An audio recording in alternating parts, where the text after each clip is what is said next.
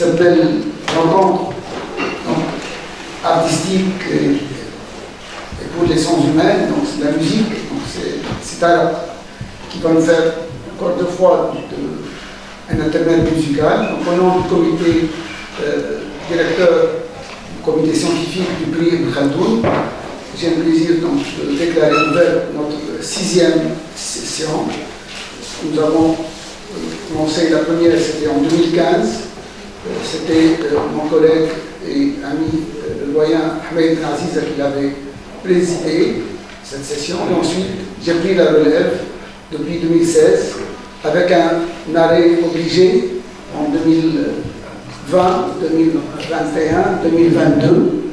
Et nous reprenons cette tradition de la remise de prix aux sens humains et social, intitulé Prix Ibn Khaldoun, qui fait partie d'un programme MED 21 qui sera présenté tout à l'heure par notre président Mohamed Aziza. Et je remercie donc tous les présents, hommes, femmes, lauréats. Nous regrettons tout d'abord l'absence du collègue et de l'ami Benjamin Stora, qui jusqu'à la dernière minute devait venir, mais il est souffrant. Nous lui souhaitons prompt rétablissement et nous dirons un petit mot en hommage à l'intention de notre ami Benjamin Stora. Et cette session, évidemment, 2023, il faut dire que nous l'avons reprise, mais comme vous savez, il y a eu une interruption de 3 années, donc il fallait réchauffer. Et c'est grâce à Sirad Natia, grâce à Faten, à Sausen, donc et à tous les amis, et aussi au concours d'amis, de sponsors qui ont bien voulu nous aider pour assurer la venue d'amis prévus. Donc c'était le cas pour Benjamin Stora, ensuite pour notre amie italienne Anna Maria Medici, donc c'est l'Institut italien de la culture de Nice, donc, et aussi l'Institut français qui nous ont aidés. Donc mes remerciements donc, à tous les lauréats qui ont pu assister. Évidemment, je remercie également parce que le prix, comme vous allez le voir, se divise en deux, donc les lauréats vivant parmi nous, nous souhaitons donc vie, bonne continuation, mais aussi s'adresse notre prix. Il est donné à titre posthume et nous allons donc remercions donc les membres des familles des personnes à qui nous allons accorder le prix. Je remercie nos partenaires, la Bibliothèque nationale. D'abord, je commencerai par Rajab Estem, fondatrice du prix. Et la relève est bien assurée par Mme Hajj Sahi, qui assure donc, la direction par intérim aujourd'hui dans la Bibliothèque nationale. Aussi la Fondation Rosa Luxembourg, représentée par Nelly Organ, pour abattre Claude en mission en Allemagne. Et évidemment tous les autres partenaires qui ont veillé à ce que ce moment du projet programme 21 puisse continuer. Donc, je remercie également le directeur de l'Institut français, donc, M. Fabrice Rousseau, mais qui a été retenu par d'autres obligations, et c'est M. Lionel Briand, ici présent, qui présente l'Institut français.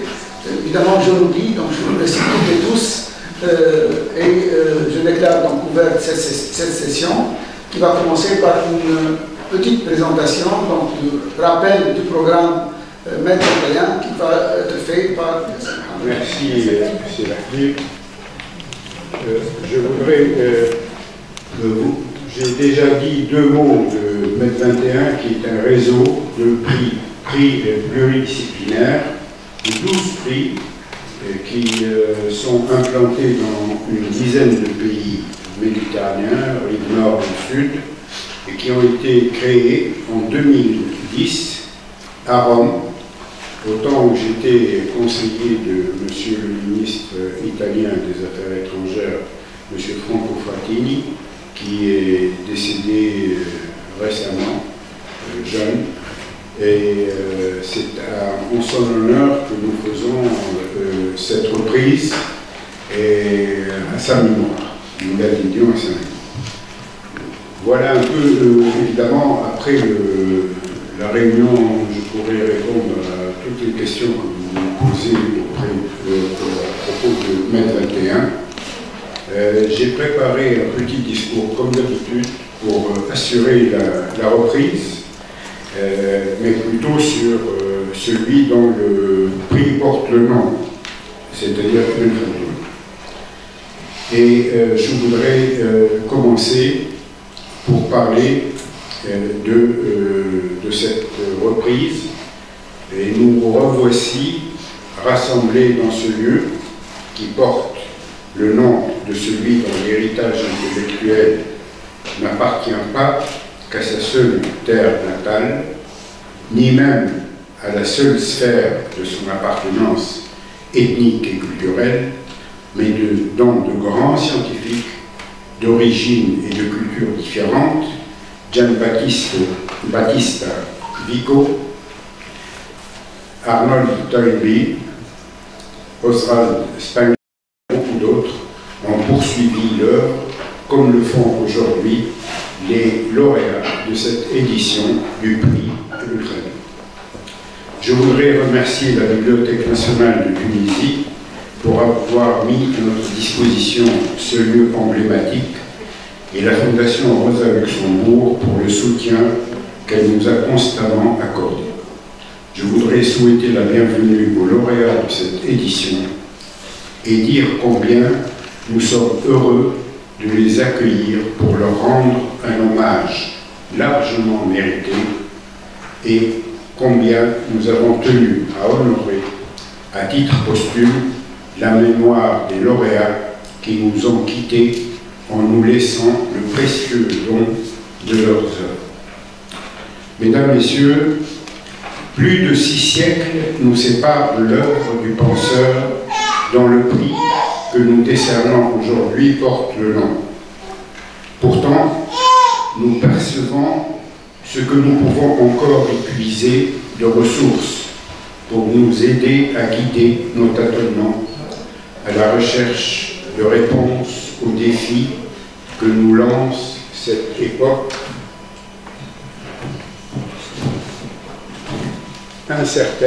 incertaine, où une mondialisation inégalitaire, un environnement menacé, une économie financiarisée, une culture formatée et une communication émiettée font émerger ici et là des identités recroquevillées, des violences débridées et des détresses démultipliées.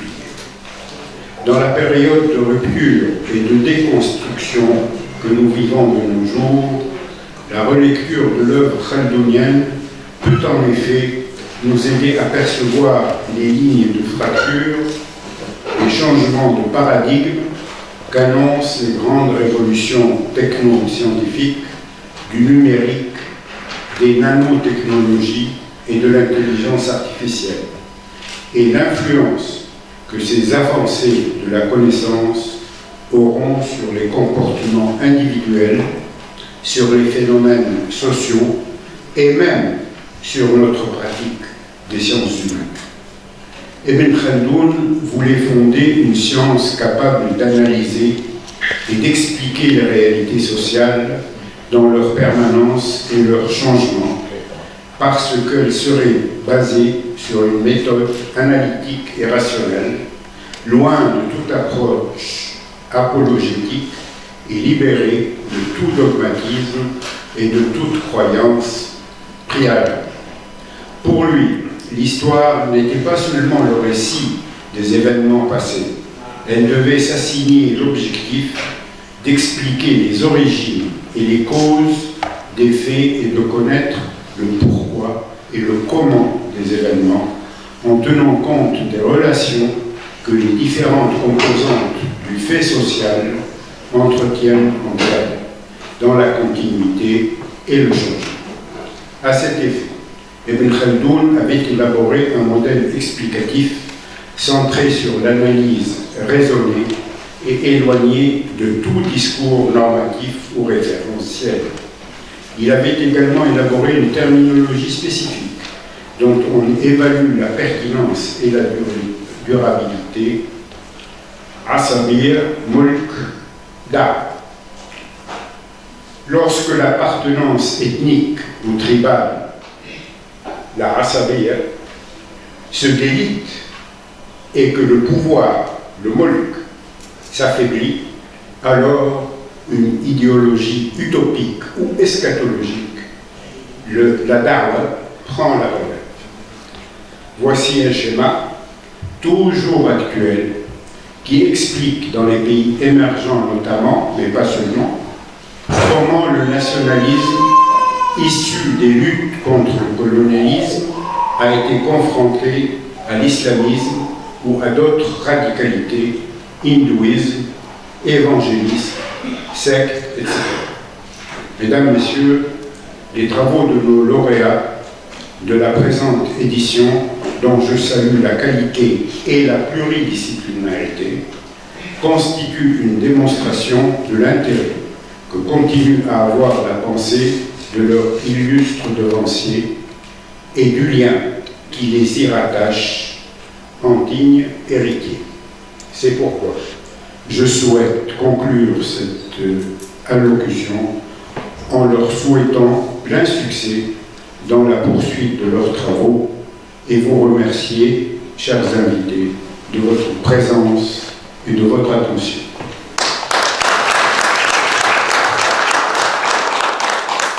Merci, c'est Mohamed pour ce rappel de l'œuvre qui est toujours actuelle de Khaldoun et qui nous met devant nos responsabilités aujourd'hui. On va terminer donc la séance de présentation des mots d'ouverture par le mot de Mme Hajj Sahi, qui est la directrice en fonction, je ne sais pas comment ce mot maintenant qui devient chargé de la direction.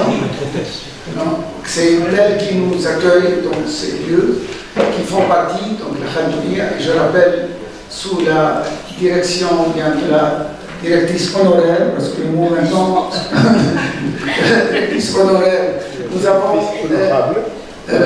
parce que le mot maintenant rentre dans le débat. Oui, honoraire, mais on est honoraire, d'après le littré, d'après tous les dictionnaires français. Donc voilà, nous avons repris ce local en 2016. C'était suite, vous savez, il a été squatté par des gens du Dard, comme vous venez de décrire en période de crise, parce que quelqu'un que je ne saurais pas citer son nom avait élu domicile ici en tant qu'imam de Jama Zetouna. Donc c'est pour cela que nous avons tenu, même en discutant sur l'éventuel changement de lieu, nous avons fini le comité de prix, on s'est dit que c'est un lieu emblématique pour nous et nous voulons continuer. Donc je donne la parole à Mme Hajj Sahi. Hein? Merci, M. le doyen. Merci, c'est Habib. Bonjour tout le monde, mesdames, messieurs, monsieur Mohamed Aziz, président du programme MED 21, monsieur Rabi Ben Ataya, président de l'association de soutien du programme MED 21, monsieur Habib Pasdal, ancien doyen de la faculté des lettres et des arts et des humanités à l'université de Manova, chers lauréats, honorables invités, bienvenue à cette cérémonie de remise du prix de Ibn Khaldoun pour la promotion des études et de recherche en sciences humaines et sociales en Méditerranée. Cet après-midi, nous allons fêter les prix décernés par le programme MED 21 en coproduction avec l'Université de Tunis et en collaboration avec la Bibliothèque nationale de Tunisie et la Fondation Rosa Luxembourg. Nous devrions ce sentir être heureux d'être là, ensemble, afin de désigner les lauréats de l'édition en cours 2023. Je présente mes félicitations aux lauréats présents parmi nous, et qui ne sont pas présents, bien sûr, et en vous souhaitant bonne continuation. Merci à tous les universitaires d'honneur qui sont ici dans cette cérémonie, et merci à toutes et à tous qui ont soutenu ce prix de Khaldoun, et bon après-midi. Parce que depuis le démarrage du prix Khaldoun, c'est lui qui a chaque fois animé cette cérémonie. Et je commencerai tout d'abord par vous dire un petit hommage à notre ami Benjamin Stora. Nous lui enverrons ce texte qui a été préparé par un collègue Abdelhamid Lakesh, parce que de tradition, à chaque fois, lorsque nous donnons un prix aux lauréats, donc, et, comme vous allez le voir, vont à chaque fois présentés par des collègues. Alors, notre ami, le professeur Benjamin Stora, n'a pas pu être avec nous aujourd'hui pour des raisons de santé. Nous lui souhaitons un prompt rétablissement pour qu'il puisse reprendre son dynamisme et son action comme il nous a habitués.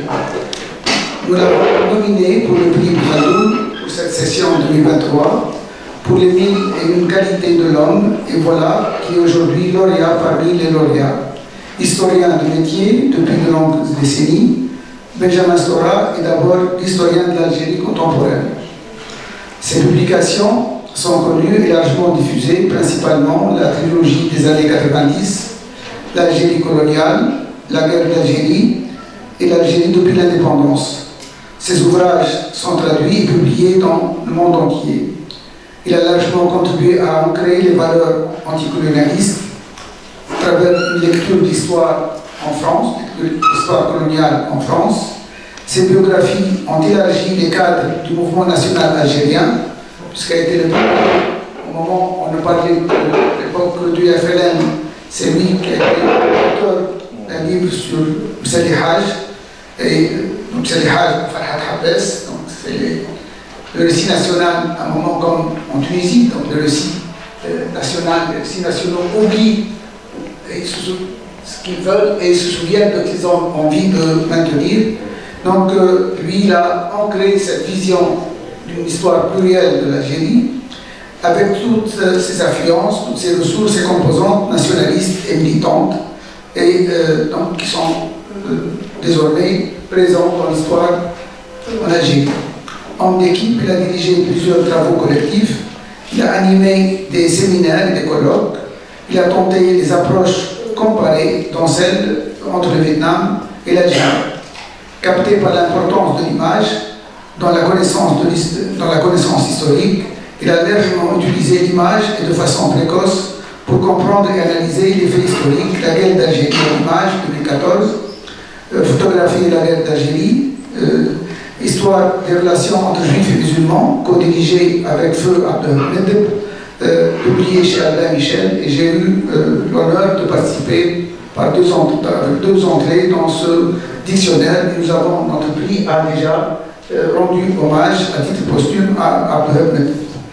Entre livres et films et expositions, notamment lors de son passage au musée de l'immigration, Benjamin Stora, homme prolifique, généreux, a l'imagination créative à valoriser tout ce qu'il a touché. Sa dernière initiative, donc nous avons voulu qu'il en parle, est celle de tenter de réconcilier les mémoires de l'Algérie, son pays natal, et de la France, le pays où il vit. Donc il a été, comme vous savez, chargé de mission de cette question sur la demande du président Macron, et qui a donné à l'institution d'une commission mixte tuniso-algérienne. Peut-être que notre collègue et ami Hassan Rakoun en parlera, peut-être en dira un mot. Donc c'est en hommage à ce rôle dans cette conciliation, puis aux tentatives, qui n'a pas encore abouti, mais à qui nous souhaitons toutes les suites favorables, donc pour dissiper les malentendus, à les clarifier, et pour tout cet effort collectif qui a à entreprendre, et notamment aux historiens, parce que les mémoires, malheureusement, n'apaisent pas. Il y a toujours des conflits de mémoire, mais c'est le rôle dévolu à l'histoire d'apaiser par la compréhension, par l'interrogation, par l'utilisation multiple des sources. Donc, c'est pour tous ces efforts-là que nous avons décerné, le comité de prix était d'accord à l'unanimité de décerner ce prix à Benjamin Stora. Ce prix sera remis par Sidi Larbi et par Mohamed Aziza à leur retour en France. Donc voilà ce premier prix, donc il ne va pas être décerné, mais il va être remis directement. Le deuxième prix, il va être décerné à notre collègue et ami venu d'Oran, c'est Hassan Ragoun, et je me suis chargé de présenter, même s'il est bien connu par la communauté des historiens en Tunisie. Donc il est sociologue et historien, et puis à Oran, donc enseigne à l'université d'Oran, et en même temps il est chargé de recherche au CRASC, bien connu, l'Institut de recherche qui a été à un moment dirigé par son épouse qui est présente parmi nous, que j'ai eu l'occasion de rendre à 2 reprises à Oran, donc, et avoir vu donc, tout l'activisme qui a consacré des activités du CRASC restées, surtout pour des années difficiles par lesquelles passait l'Algérie. Donc ce centre est resté debout pour diriger la recherche en Algérie. Hassan Ragoun est connu en tant qu'historien par ses nombreux livres sur l'histoire algérienne, l'histoire contemporaine d'Algérie, aussi connu par ses livres sur l'enseignement d'histoire et la conscience nationale. Par ses écrits, souvent il intervient donc, sur la presse algérienne pour évoquer ces questions donc, de renouvellement de l'histoire, parce que le récit national, même s'il a servi pour galvauder, pour unir les efforts au lendemain des indépendances, il est arrivé à épuisement dans nos pays et il faut le renouveler, et Hassan Ragoun s'inscrit dans cet effort de renouvellement de l'écriture et dans son ouverture à toutes les composantes, donc à toutes les écoles. Et j'ai suivi toutes ces réponses, notamment dans le journal Moujed, lorsqu'il y a des commémorations, pour donner un nouveau sens à ces commémorations, c'est-à-dire des ponts et des luttes qui ont marqué la lutte anticoloniale en Algérie et d'une manière générale dans des pays qui ont connu le fait colonial. Et j'en ai connu, enfin j'ai lu dernièrement comment sa vision de ce que pourrait être le soutien que pourraient apporter les historiens à la lutte du peuple palestinien pour reconquérir ses droits, et avant tout son droit à avoir son État national. Et j'ai vu le sens qu'il apporte à cette vision du soutien que pourraient donner les historiens au-delà de la sphère arabe et musulmane à cette lutte qui continue, donc à cette situation difficile par laquelle passe le peuple palestinien. Donc pour toutes ces raisons, et aussi s'est engagé dans cette vision de réconciliatrice. Donc même si les deux pays ont vécu des moments difficiles de guerre, il appartient, donc il s'inscrit dans cette vision de réconciliation par l'histoire entre la France et l'Algérie. Pour toutes ces raisons, nous avons, comme il est d'habitude, de donner un lauréat de la rive nord et de faire un répondant de la rive sud. Nous avons pensé à notre ami que nous connaissons de longue date, que les historiens tunisiens connaissent, Et rien que pour sa venue. Donc il est à triple, il vient pour le prix, mais il vient aussi pour participer au colloque pour Liba Beit Hakma, qui va présenter aussi un ouvrage donc, dans le cadre du groupe laboratoire d'Iracet. Donc il est triplement donc, présent en Tunisie parmi nous durant une semaine et nous sommes honorés. Donc il accepte notre proposition de lui décerner le prix Ibn Khaldoun. Donc c'est le prix donc, va être remis en tout cas si Hassan, et on va lui demander de venir donc, par la suite après les photos d'usage. Donc c'est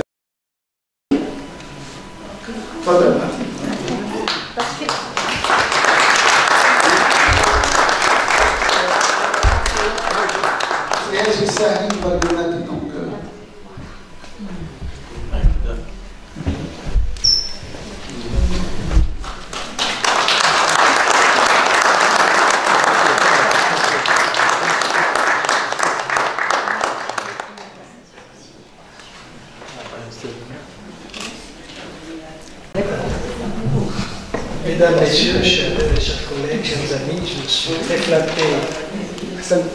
suis très flatté d'être parmi vous aujourd'hui et d'avoir été honoré par un prestigieux prix qui porte le nom prestigieux de notre Ibn Khaldoun, dont nous essayons, tant bien que mal, parfois bien, parfois mal, de continuer l'œuvre 5 siècles après. Et je crois qu'il faut se rassurer de ce qu'en Tunisie, au Maghreb et ailleurs, nous sommes de plus en plus nombreux à prendre en charge cet héritage. Je suis heureux aussi d'avoir reçu ce prix de Madame Sahli, qui porte le nom de Mohamed Cheikh Sahli, l'auteur de Décoloniser l'histoire, une histoire basée bien sûr sur la mémoire d'une époque combattante, disons, et qui constitue une étape dans la constitution de la recherche historique au Maghreb, la pratique historiographique de manière générale, qui est passée par différentes étapes et dont nous attendons qu'elle puisse triompher un jour. Parce que nous sommes encore des sociétés dominées par la mémoire. La mémoire est universelle, elle existe partout. L'histoire n'existe pas partout, n'apparaît pas à n'importe quel moment. Il y a des conditions très particulières. Et heureusement que pas mal de personnes, pas mal de Maghrébins s'attellent à essayer de faire en sorte que l'histoire émerge comme discipline, et le cadre universitaire, le cadre de la recherche, évidemment, le lieu le plus approprié, surtout si on le laisse faire. Ça n'est pas toujours le cas, mais il faut s'accrocher, malgré tout. Je remercie. Je vais m'arrêter. Je vais dire un mot sur Stora, si tu permets, puisque évidemment, nous regrettons l'absence de notre ami Stora, qui est aussi maghrébin que nous. Il est à Constantine, juste à côté, et qui a constitué, qui a passé une partie de sa vie à faire la jonction entre le nord et le sud de la Méditerranée dans des conditions extrêmement difficiles, où il reçoit des coups et dans le sud et dans le nord, mais où il est apprécié à la fois dans le sud et dans le nord. Nous lui souhaitons un propre rétablissement. Et merci donc à vous tous. Je vais laisser Madame Sahli, notre ami Habib Qasabli, Mohamed Aziza, voilà, et Rajab de Slama, bien sûr. Voilà.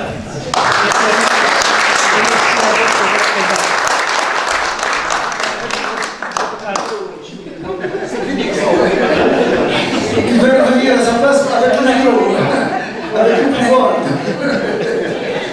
Alors, avant de passer la parole au... Enfin... d'accord. Ok, donc nous allons passer au second lauréat, donc c'est Madame Anna Maria Medici de l'Université de Urbino et je demande à Rim, voilà, donc pour qu'elle, notre jeune Rim, donc de présenter Maria. Anna Maria.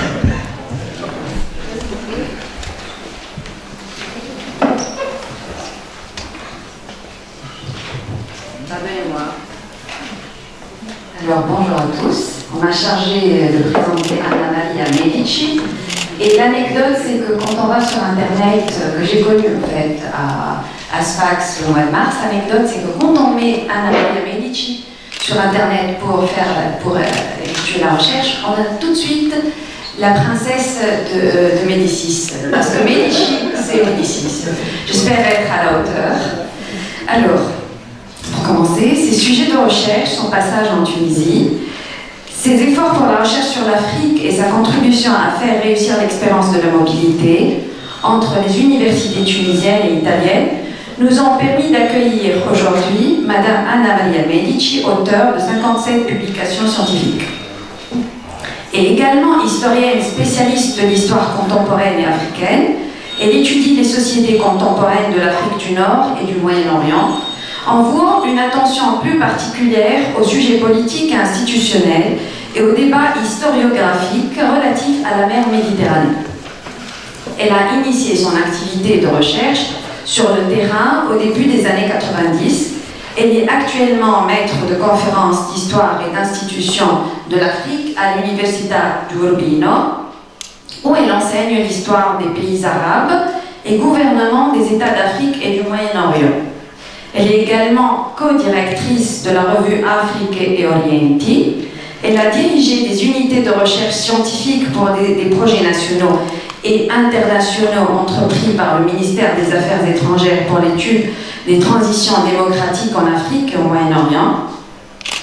Elle est l'auteur de différentes publications scientifiques, parmi les plus récentes Il Mediterraneo e i conti con la storia, la Méditerranée, ses rapports avec l'histoire, ou encore la violenza politica degli anni di piombo in Marocco et la giustizia di transizione, la violence politique des années de plomb au Maroc et la justice traditionnelle. Elle a de transition, voilà. Elle a coécrit avec Arrigo Palotti et Mario Zamponi un manuel d'histoire de l'Afrique pour l'université, l'Africa Contemporanea, publié chez Le Monnier en 2017. Elle a récemment dirigé avec Mario Neve l'œuvre La Méditerranée planète pour un nouvel atlas d'histoire mondiale.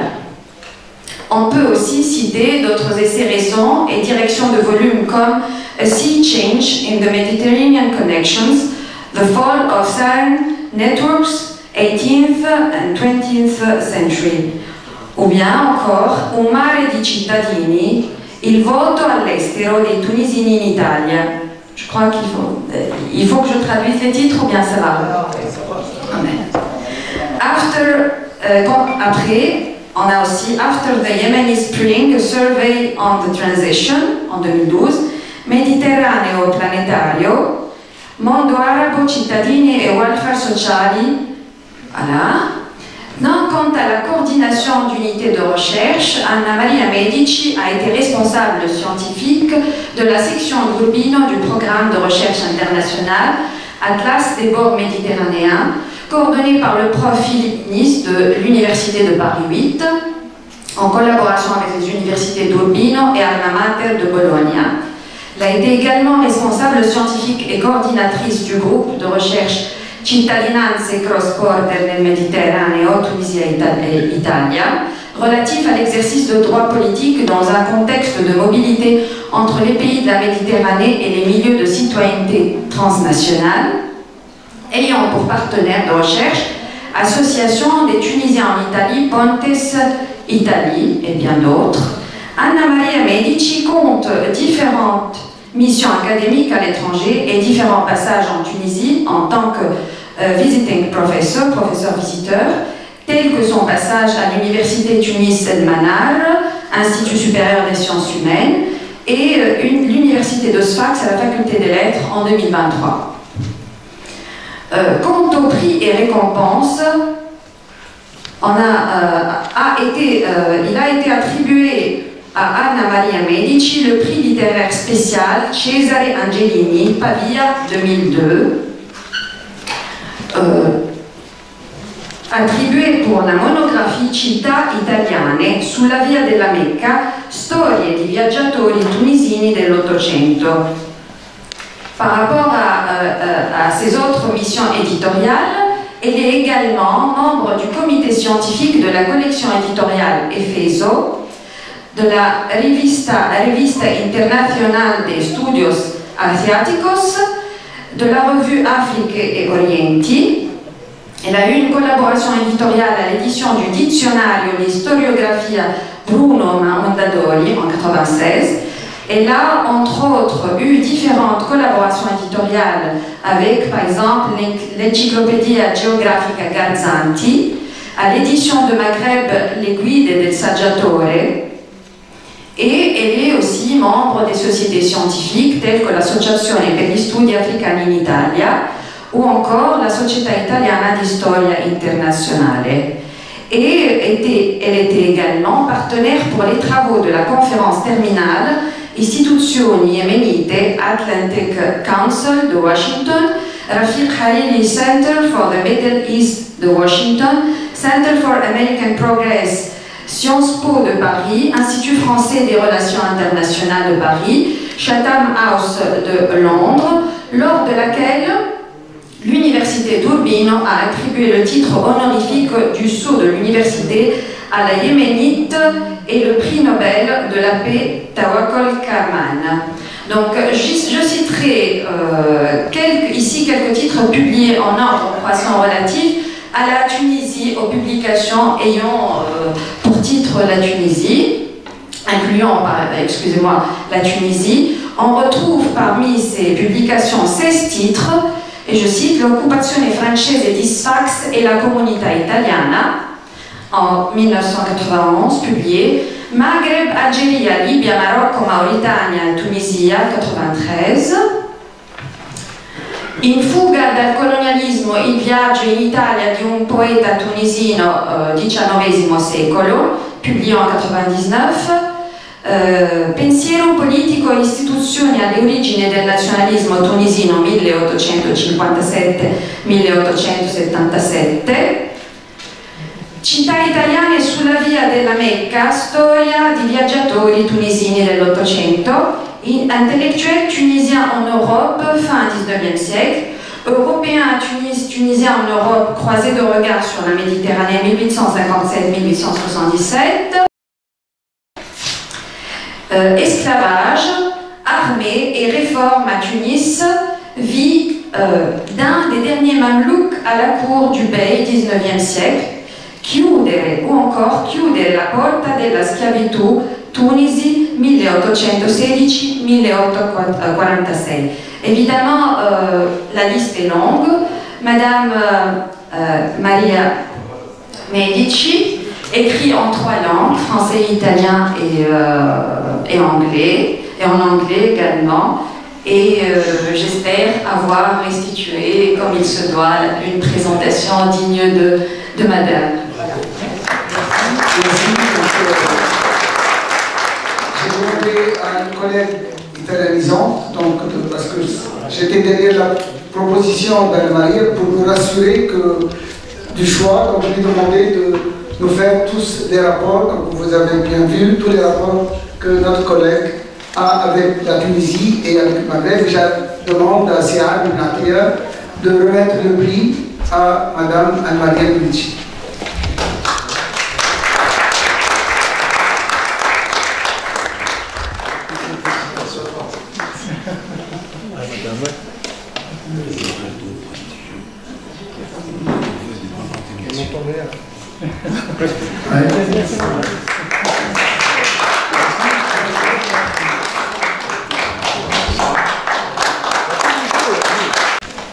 Merci vraiment, c'est pas seulement un plaisir, c'est un honneur vraiment. C'est très émouvant d'être ici à l'Académie aussi parce que j'ai commencé en 19e aux années 90 à Tunis, à mon au cours du 19e. Donc, j'ai étudié la randonnée au début de ma carrière. C'est un moment être ici maintenant avec nous. Et le lien qui sont la Tunisie et moi sont vraiment anciens. J'ai pu profiter au début de ma carrière du conseil de différents collègues tunisiens, Mohamed El Sharif, Ahmed El Islam, Mustafa Kayem, qui aux années 90 contribuaient, dirigé en recherche, je suis très content. Il y avait à l'époque Michele Bondino à l'Institut italien de la culture, il y avait Michel Camo à l'IRAC, Marie Blanel. Et donc avec moi, qui était un jeune boursiste là-bas, il y avait des jeunes chercheurs comme Akmal Abdala, il y avait aussi Abdelhamid Wilhémien et Mohamed Kelou. Donc, dès les années 90, ces réseaux de sciences ici, c'était toujours un point de référence pour moi, et pour l'histoire de la Tunisie au 19e. Et donc, tout ça s'est fait pas seulement partie de mon travail, mais aussi de ma vie maintenant. C'est très important, je crois, c'est la dernière chose que je veux dire, que c'est l'histoire contemporaine qui puisse progresser dans les dialogues de l'Europe de la Méditerranée. On a beaucoup des études sur la culture, mais c'est l'histoire contemporaine qui est vraiment le défi de la communication, qui est vraiment le défi de la compréhension réciproque. Et donc, malheureusement aussi en Italie, les spécialistes d'histoire d'Afrique sont trop peu, l'histoire d'Afrique du Nord sont trop peu. J'espère, c'est très difficile, mais nous espérons de fonder sur une histoire contemporaine qui puisse vraiment construire le base d'un dialogue en réciprocité. C'est très important. Donc, je remercie également les prix Nafadou parce que cette idée a effectivement un rôle de nous rappeler l'importance de ce lien, de fonder ces liens avec leur rigueur scientifique qu'ils méritent. Donc, merci beaucoup, merci à tous. Merci vraiment.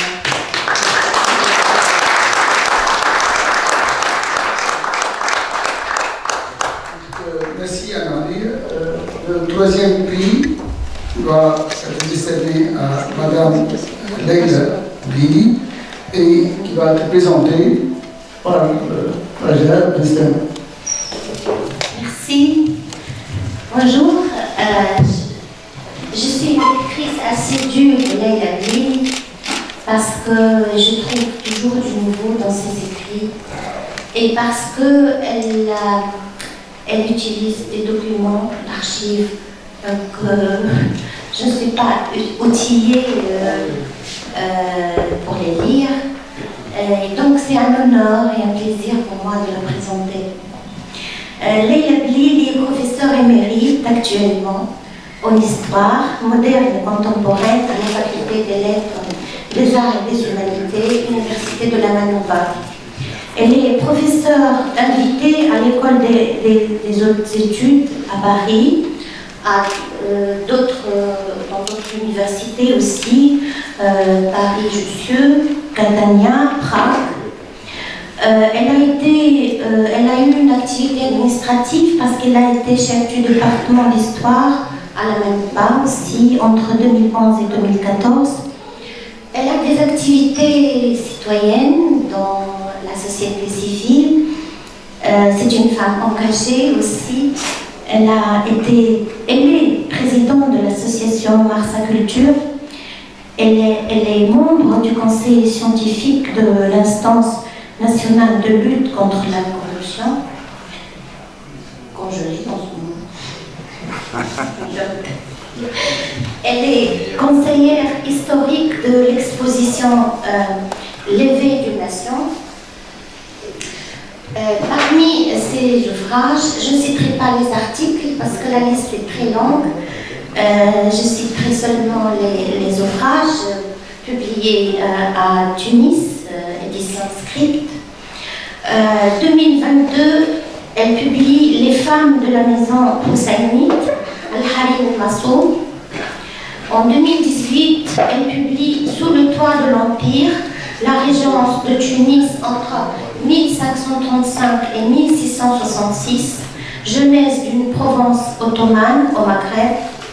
En 1999, elle publie Histoire de famille, mariage au pluriel, répudiation au pluriel et vie quotidienne à Tunis entre 1875 et 1830. Elle s'est spécialisée dans l'anthropologie historique qui cherche à saisir le lien entre le social et le politique en utilisant des sources juridiques, actes de notaire, actes de probos, inventaire après décès, etc. Et ça donne beaucoup d'originalité à ses travaux. Elle s'est intéressée à la naissance du mouvement ouvrier à travers son mémoire de maîtrise sur la Fédération communiste de Tunisie, 1921-22. Elle s'est intéressée également à l'histoire de la famille à Tunis dans sa thèse de 3e cycle, essayant de comprendre les origines de la spécificité de la société tunisienne, du discours sur les femmes et sur la modernité. Elle a eu un intérêt aussi pour le pouvoir et son interaction avec le social dans sa thèse d'État, où elle a montré la particularité de la Tunisie comme province ottomane, à la fois autonome administrativement, mais dépendante du point de vue de la légitimité. Elle a aussi montré l'importance des femmes dans le processus politique et dans la légitimité ou la légitimation du pouvoir. Je salue la grande qualité de ses travaux, sa persévérance, son humilité et son engagement.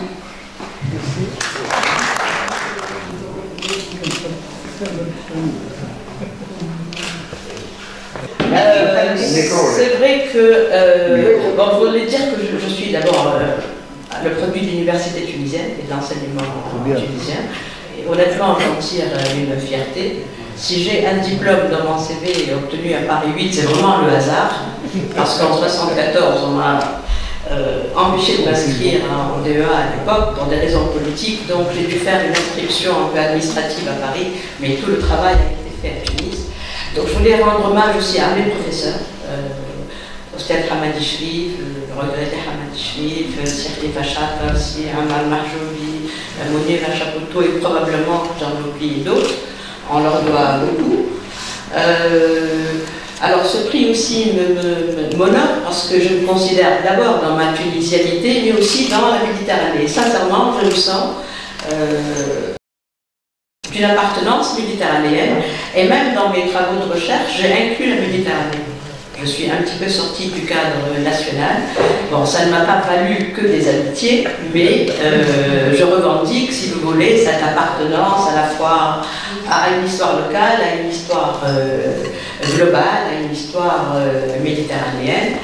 On peut regretter aujourd'hui que la Méditerranée soit devenue un cimetière marin, mais j'espère que par nos travaux, justement en sciences sociales, on puisse faire de la Méditerranée un espace de partage et un espace de paix. Une petite anecdote, j'ai connu il y a quelques jours une couturière italienne de San Remo. Elle ne va pas me faire une robe parce que ces robes sont trop chères. Elle est dans la haute couture.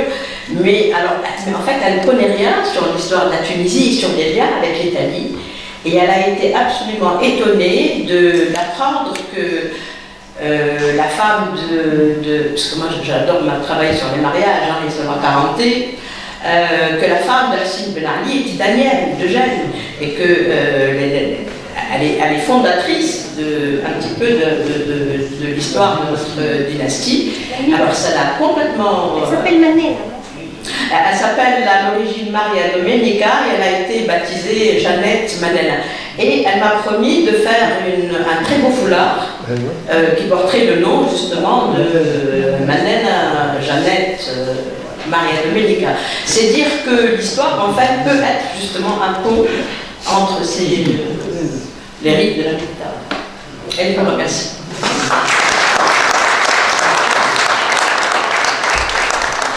Merci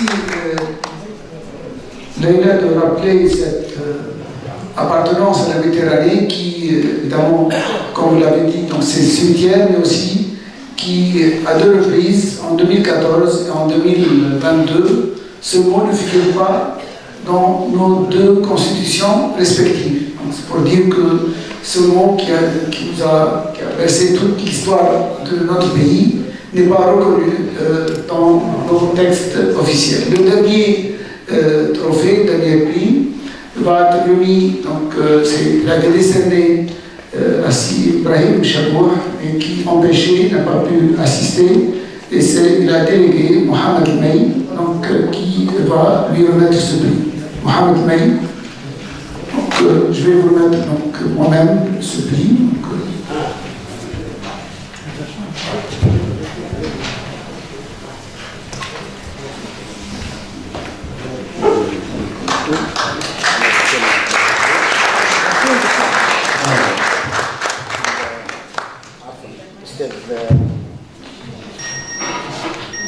أستاذ إبراهيم شبوح بلغكم تحياته وشكره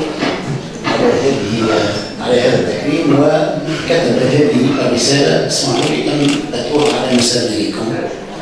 سعادة الأستاذ الجليل العربي بن عطية المحترم، رئيس دعم برنامج ميد 21. تحية طيبة وبعد أجدد لكم وللجنة دعم برنامج ميد 21 الأستاذة رجاء الإسلامة ومحمد عزيزة والحبيب القصدولي كل عبارات الشكر والتقدير لاقتراح تكريمي بجائزة ابن خلدون. وكان يسعدني أن أكون بينكم في موعد 26 مايو، غير أن موعدا سابقا إلى أبو ظبي حاولت زحزحته يوما واحدا، إلا أن حركة الطيران لم تسعفني، بحيث أفضل إلى إلغاء محاضرتين وقع الإعلان عنهما. لذلك أعتذر عن تغييره. قد عهدت إلى الأستاذ المثقف محمد المين أن يمثلني. مجددا لكم الشكر وقبول اعتذاري. مقدمكم إبراهيم شبوح. شكرا.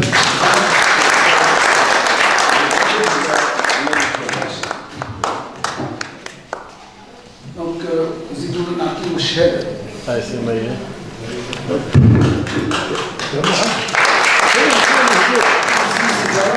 Nous allons passer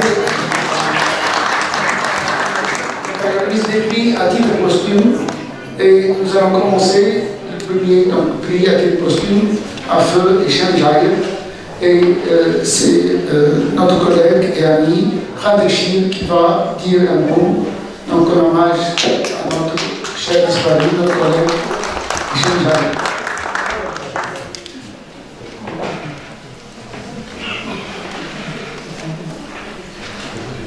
Hicham Jaïr est né le 6 décembre 1935 à Tunis, dans un milieu zaytounien, entre les Jaïtes et les Bayeux. Formé au collège Sadiki, le jeune bachelier s'inscrit en Sorbonne et obtient son agrégation d'histoire. Le parfait bilingue, Hicham Jaïr a soutenu une thèse d'État à la même université sur la ville de Koufa, qu'il a publiée sous le titre El-Koufa, naissance de la vie islamique, en 1986 chez Maisonneuve et la Rose à Paris. Je rappellerai que lorsqu'il partit en France pour suivre ses études supérieures, il n'y avait pas d'historien tunisien travaillant sur l'Orient. Le jeune historien médiéviste est aussi un intellectuel, habité par la situation des peuples musulmans au lendemain des indépendances.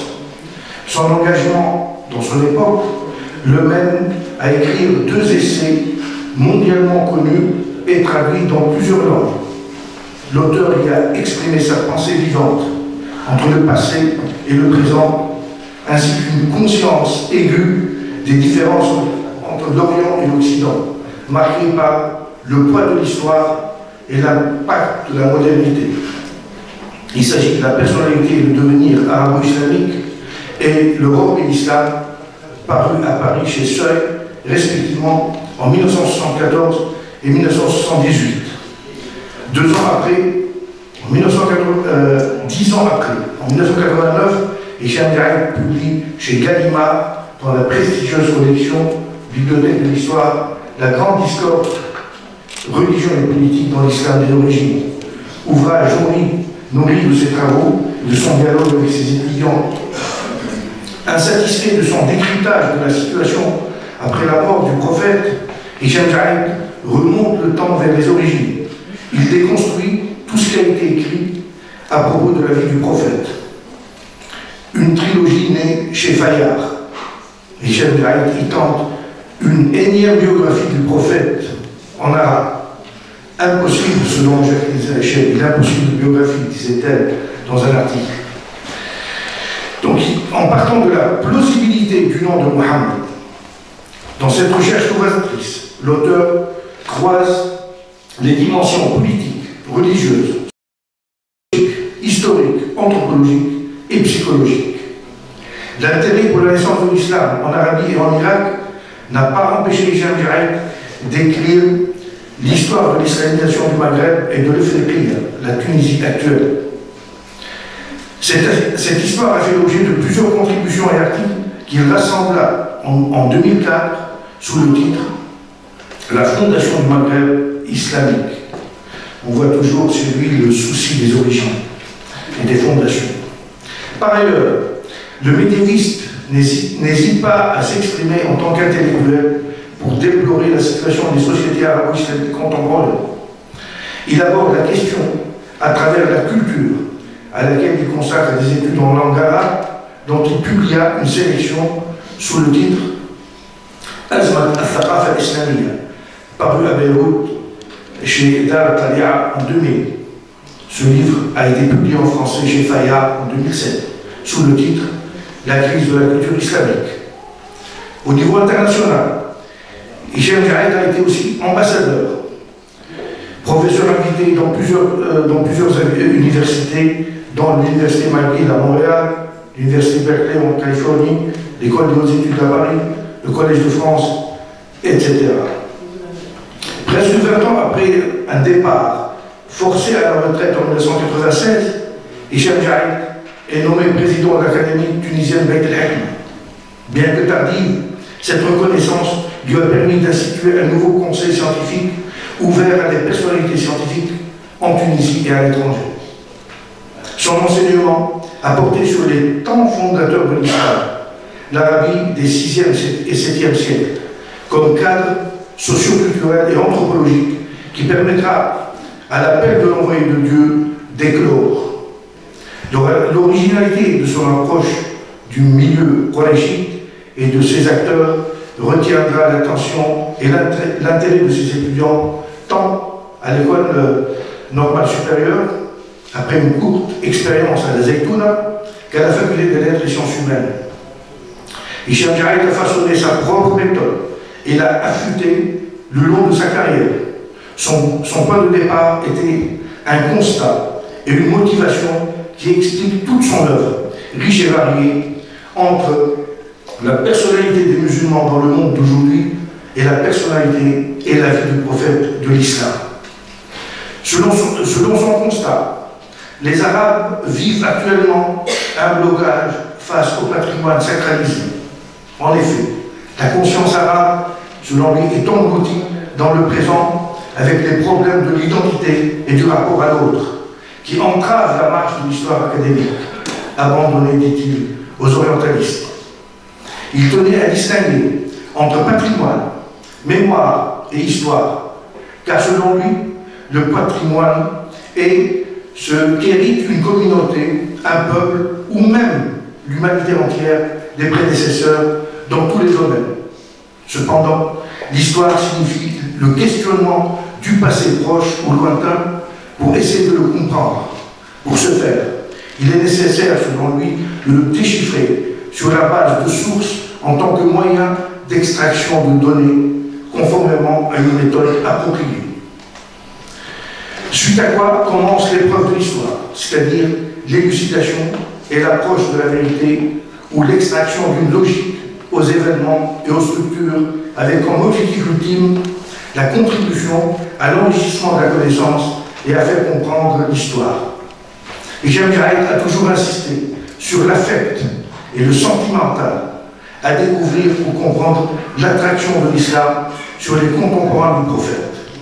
Pour Hicham Jaïd, l'introduction de cette dimension s'impose pour comprendre les événements et les faits d'un point de vue politique.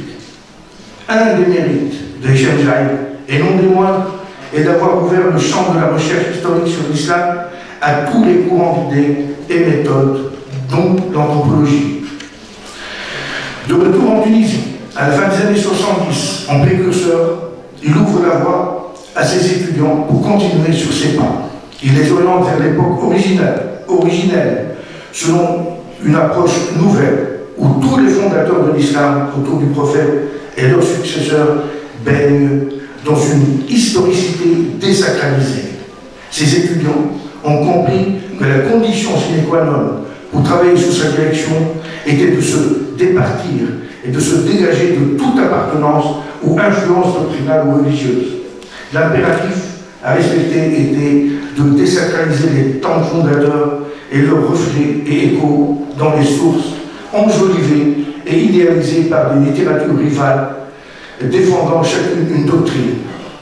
Méthodologiquement, Hicham Jaïd imposait la démarcation et bannissait de son discours les vérités et les développements fondés sur un tel ou telle autorité a dit, écrit. L'archéologie des savoirs à laquelle il s'est adonné lui a ouvert des voies multiples de remise en question d'idées reçues et d'une vulgate fossilisée. Ce caractère novateur attira plusieurs jeunes chercheurs tunisiens qui l'ont choisi comme encadrant. Sous son influence, leurs travaux ont essayé de développer les hypothèses et les problématiques qu'il a posées. Telles des pièces d'un puzzle, ses mémoires et thèses constituent aujourd'hui un large tableau historique de la naissance et du développement de l'islam. Au bout de 50 ans de carrière, Hicham Jaïd a rendu possible une historiographie critique et un discours historique objectif, outrepassant les partis pris doctrinaux et les politiques idéologiques qui renvoient à des luttes et dissensions politiques. Excusez-moi, j'aimerais bien terminer par une belle citation de Hicham Jaïd qui situe l'école tunisienne. Il écrit dans la préface de l'un des ouvrages de ses étudiantes, « Depuis 30 ans, l'école tunisienne a prouvé ses performances dans ce domaine, suite au travail réalisé par les historiens irakiens entre les années 50 et les années 80. Ce qui a été réalisé par l'école tunisienne dans le champ de la recherche historique honore la nation arabe et le monde islamique en général. Or, cet effort n'est pas assez connu. Sur cette modeste terre qui a enfanté Ibn Khaldoun, l'histoire a brillé d'un éclat moderne après l'indépendance dans plusieurs domaines, et en particulier celui de l'histoire académique de l'islam. Le monde arabe est certes submergé par ces problèmes auxquels il accorde toute son importance. Il est encore loin de la recherche scientifique avec ses différents affluents et de leur atteinte d'un complexe d'infériorité envers l'Occident et sa production. Mais tôt ou tard, viendra le jour où on reconnaîtra les apports des 20e et 21e siècles ainsi que les changements radicaux qu'ils ont réalisés dans le décryptage du passé et dans le questionnement de la grande civilisation qui est la nôtre. C'est une des plus grandes cultures humaines comparables à celle de la Chine, de l'Inde et de l'Europe.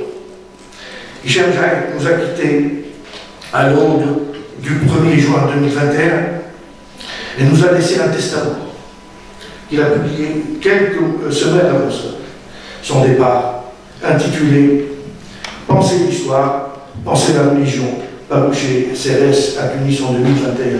Donc on voit qu'il était habité par le problème de l'histoire et de la religion. Merci.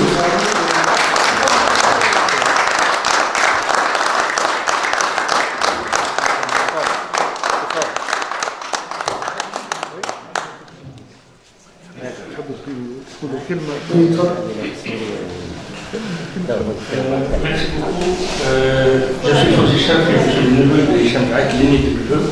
et mon oncle Mohamed Jaïd est le benjamin de la famille. Et je voulais remercier les organisateurs qui ont décerné ce prix à titre posthume à mon oncle Hichem Jaïd, reconnaissance de la grande carrière académique qu'il a eue, mais Hichem Jaïd n'était pas uniquement un homme d'histoire, un homme de lettres, était un intellectuel dans le vrai sens du terme, c'était un intellectuel engagé, c'était un opposant politique, c'était un inconditionnel de la liberté, c'était un philosophe et c'était quelqu'un qui était très rigoureux, grand travailleur, qui vivait avec les livres nuit et jour et qui avait une horreur de la complaisance. Sauf la complaisance. Tout était dans son métier, dans son travail, comme étant un véritable sacerdoce pour la rigueur et l'histoire. Et il a réussi, je pense, à créer une école, chose qui est refusée, parce que nous avons discuté avec lui avant son départ suite à une longue maladie. Ça n'a pas été très long malheureusement, mais c'était précipité son départ. Et on a souvent discuté avec lui et il se refusait qu'on lui dise qu'il a créé une école. En fait, on s'est rendu compte à son décès, lorsque nous avons vu tous les historiens venir et rendre Hichem à Hichem Jaïd. Bien sûr, il est toujours regrettable qu'on décerne les prix artistes posthumes, qu'on reconnaisse la valeur intrinsèque, en Tunisie en tout cas chez nous, mais il est important aussi pour que notre pays, dans la difficulté qu'il vit actuellement, reconnaisse ses enfants, reconnaisse la valeur de ses enfants, et je pense qu'un grand pays se reconnaît à la valeur et à la reconnaissance de ses enfants, qu'il s'agisse d'une Khaldun et d'autres évidemment, bien tant d'autres, parmi lesquels Hichem Jaïd. Donc on vous remercie beaucoup au nom de toute la famille Jaïd, notamment de ses enfants Karim et Nadia, qui sont tous les deux au Canada et en France, qui n'ont pas pu être ici, et nous sommes très sensibles à toutes ces marques de reconnaissance et d'estime à l'œuvre de Hichem Jaïd, tunisien parmi tous les Tunisiens, les premiers des Tunisiens pratiquement pour moi.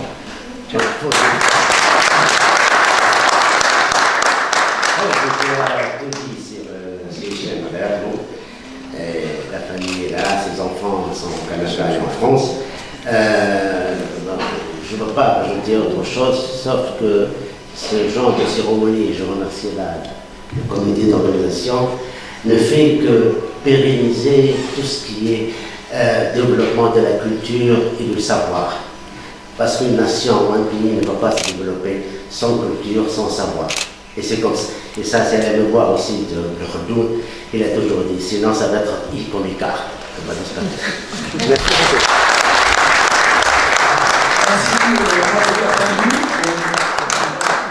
Et le prix, deuxième prix, donc, décerné à titre posthume, s'adresse à la mémoire de notre cher ami, cher regretté, j'appelle le doyen honoraire Nourdine Idriss, mon ami Nourdine Idriss, pour dire un mot en rappel du parcours de notre cher regretté Abdel.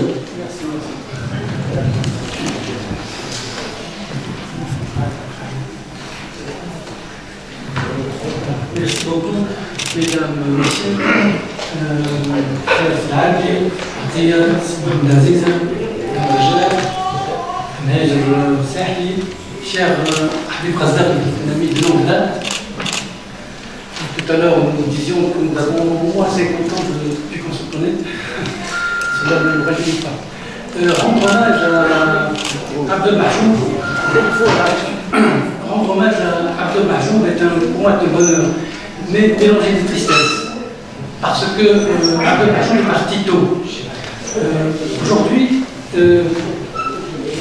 il aurait 70 ans. Il est né en 51, il est parti trop tôt et donc c'est le tabac qui a eu le dernier mot dans la vie de Abdelheb.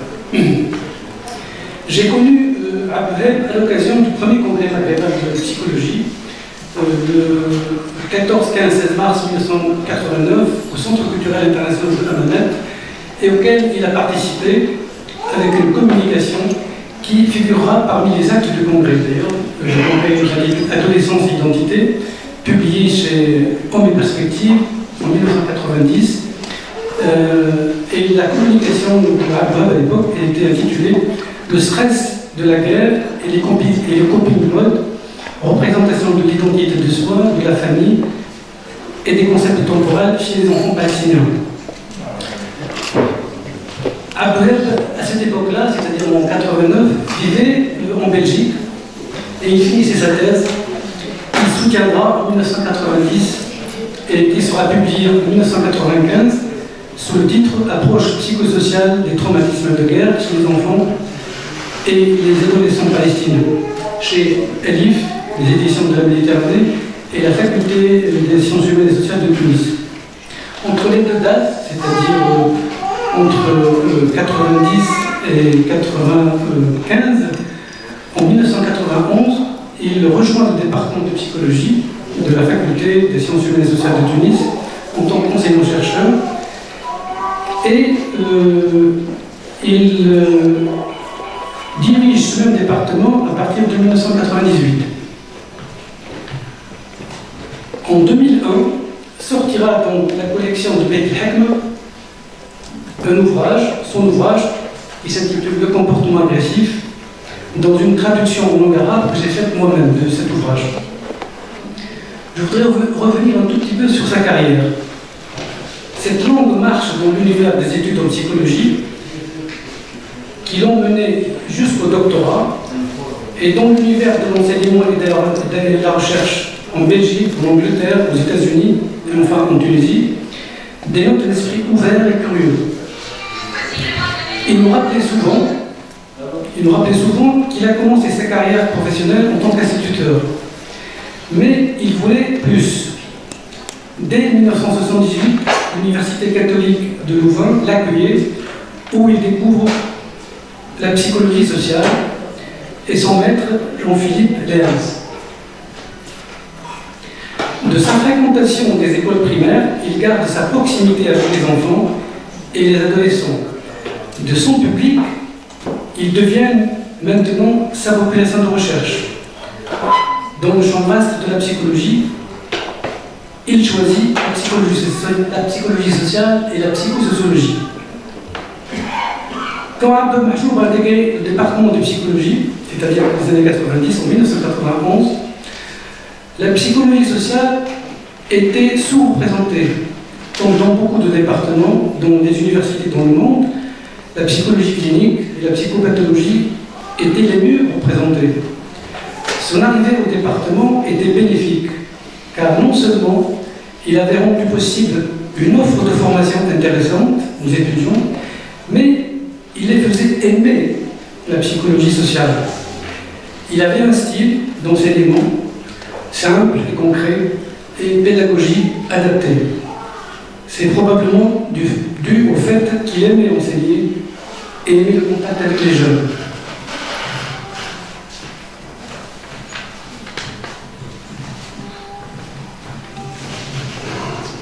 Pendant ces années-là, la psychologie connaissait une reconnaissance académique et sociale en Tunisie.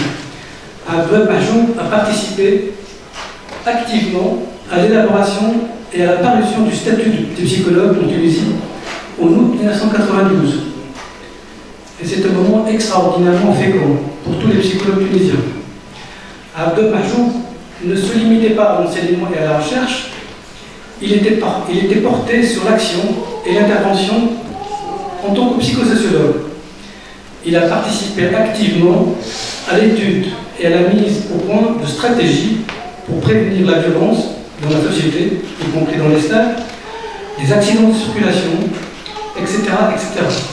En 1994, une équipe pluridisciplinaire, à laquelle lui-même et moi et d'autres collègues faisions partie, a mis pour la première fois en Tunisie, au bénéfice du ministère du Plan, une campagne originale, très originale d'ailleurs, pour le recensement de la population connue sous le concept de Qadesh. Je ne sais pas si vous vous souvenez de cette campagne qui a été très très intrigante et qui a porté ses fruits.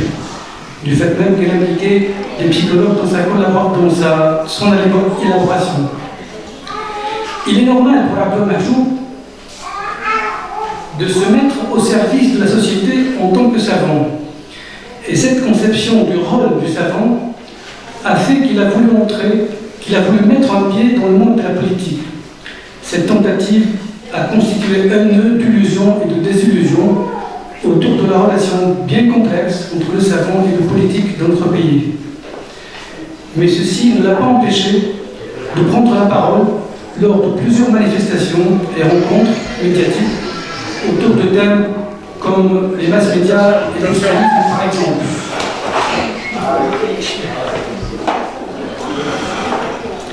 Retour aux fondamentaux. Quand cela ne va pas, va moins bien, c'est toujours la vie de Tebbourba qui sera toujours là. La famille, les oliviers et les moulins mahjoub. L'homme mahjoub est enraciné dans sa ville, dans son patrimoine et dans son histoire. Chez lui, les deux dimensions humanistes et scientifiques font qu'il conçoit sa science comme étant au service de l'humain, moins de souffrance, plus de justice. Ses travaux montrent à quel point il était sensible à ces questions. Mais en tant que scientifique, il se tenait à une rigueur implacable et il ne pouvait affirmer que ce dont de longues recherches permettaient de le faire. En tant que psychologue social, il a mis en valeur l'importance du contexte et des interactions dans plusieurs comportements ou stratégies de coping. Il a tracé le chemin pour plusieurs jeunes chercheurs et il a montré que malgré tout, il y a toujours des possibilités d'action et d'adaptation pour l'humain, même dans les contextes les plus difficiles, comme par exemple pour les enfants palestiniens. Aujourd'hui,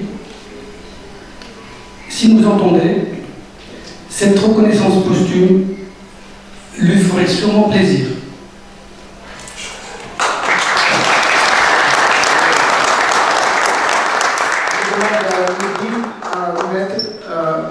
Membre de la famille ici présent, donc le trophée et l'attestation. Nordine.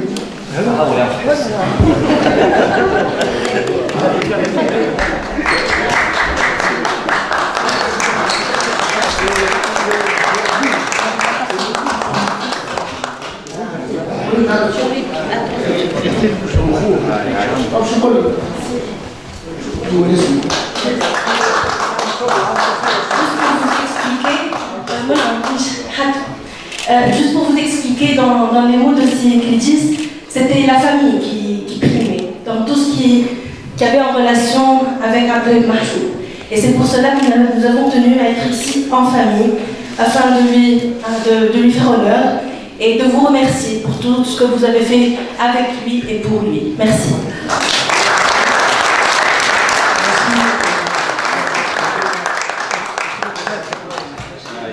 Merci à la famille, merci à Nordine. Donc, le dernier prix décerné à titre posthume, c'est pour le grand philosophe Michel Serres.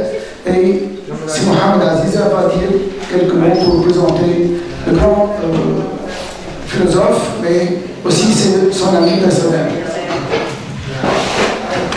Oui, à cette heure tardive, je crois que je vais être très bref. Premièrement, Michel Serres, qui était effectivement mon ami et qui a participé avec nous et Claire Morin, entre autres, à faire venir l'université euro-arabe itinérante, était un navigateur. Et c'est pour cela qu'il nous a amenés au grand large, dans la mer qu'on appelle hauturière, pour ouvrir de nouveaux horizons à la philosophie. Deuxièmement, je suis très heureux que Ibn Khaldoun, qui est très généreux et très hospitalier, ne récompense pas que des historiens, malgré la grande admiration que j'ai pour eux, et qu'il prend dans son giron aussi bien les psychologues, on vient de le voir, que les philosophes. Car je vous rappelle que le prix Ibn Khaldoun est un prix qui est pour la promotion des sciences humaines et sociales. Voilà, pour ces deux prix.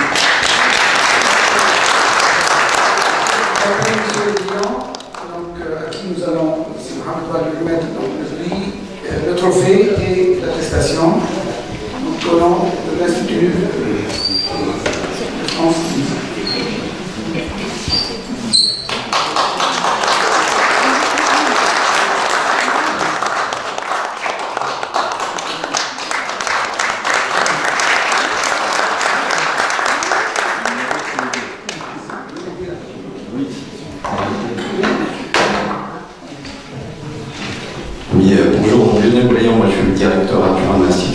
Marcel, conseiller adjoint de coopération d'action culturelle à l'ambassade de France.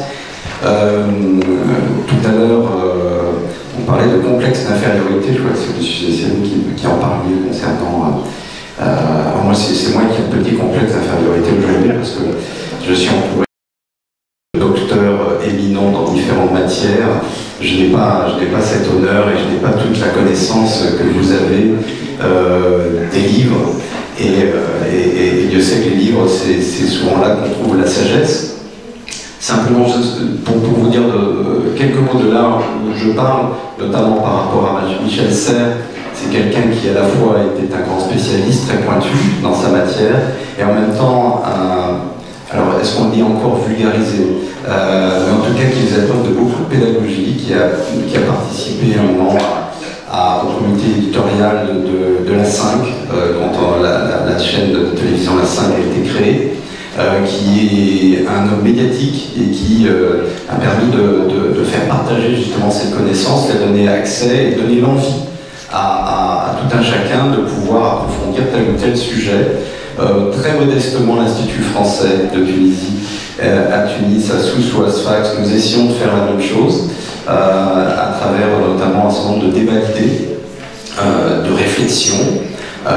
Et donc, par exemple, le 17 juin prochain, dans le cadre de la Nuit des idées qui peut se faire le 20 mai, mais qui va être déplacée le 17 juin, nous avons toute une journée consacrée à la notion sur un thème qui s'appelle plus, point d'intégration, mieux. Voilà notre réponse. C'est-à-dire être davantage sobre dans notre consommation autour de l'agriculture. Donc voilà, donc, très modestement, la porte de l'Institut français de Tunisie est ouverte aux historiens, aux philosophes, aux intellectuels, qu'ils soient tunisiens, qu'ils soient italiens, qu'ils soient français, des deux rives de la Méditerranée.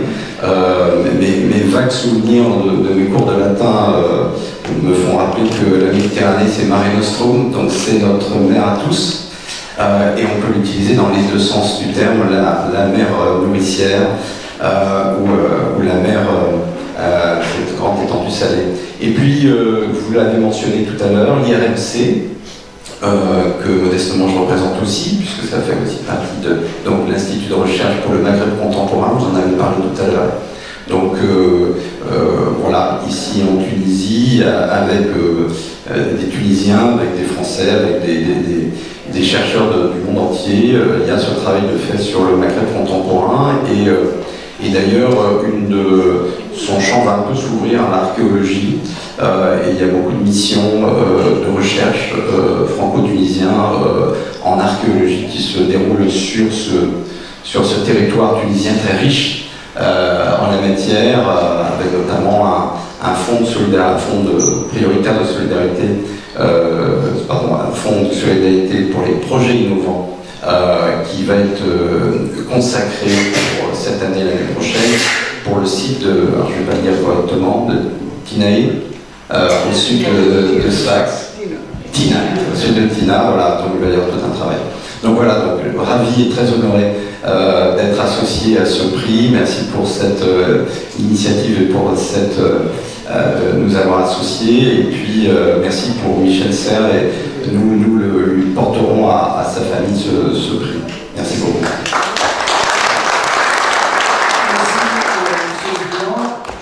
Merci aussi l'Institut pour son soutien dans l'organisation de toutes les sessions précédentes. Et je remercie tous celles qui nous ont rejoints en cours de route, au cours de j'ai vu des personnes invitées, des personnes importantes venir rejoindre donc, cette cérémonie qui se termine à temps. Donc nous n'avons pas fait aucun retard, donc 2 minutes, donc nous avons déjà d'avance. Et je vous invite au rang de la directrice de la Bibliothèque nationale à une petite réception qui a toujours lieu au même endroit à droite en sortant. Je voudrais juste ajouter un mot en tant que coordinateur des prix MED21. C'est moi qui vous a dit que MED21 avait des prix pluridisciplinaires. Donc, nous avons déjà donné 13 prix. Le 13e, qui porte bonheur, Inch'Allah, a été donné avant-hier à Sousse, c'est le prix Nour Jassa. Mais je voudrais surtout rendre hommage aux gens qui nous font l'amitié d'être présents et qui nous ont aidés à réaliser ces prix. Je commencerai par Mme Nazia Habib, qui nous a permis de réaliser de très beaux prix, le prix Fatma Karim, qui sera donné lundi prochain chez le baron d'Arranger à Sidi-Boussel. Je veux saluer aussi Stéphane Zahed, ici présent, qui nous a aidé à réaliser le prix Hermès pour la liberté d'expression, qui a été donné à de très grands noms, comme le journaliste algérien, comme le dessinateur politique Polinski, comme Assil Habib Boulales. Je veux honorer aussi et saluer Si Mohamed Ben Naji, qui va nous aider à réaliser le prix Hannibal. Mohamed Ben Naji, toutes les personnes présentes, merci d'être là, merci de votre présence et de votre soutien. Il y a le professeur Ben Maïs, qui nous a aidé pour le prix Ibn Jazar, ici présent. Voilà, merci à tous.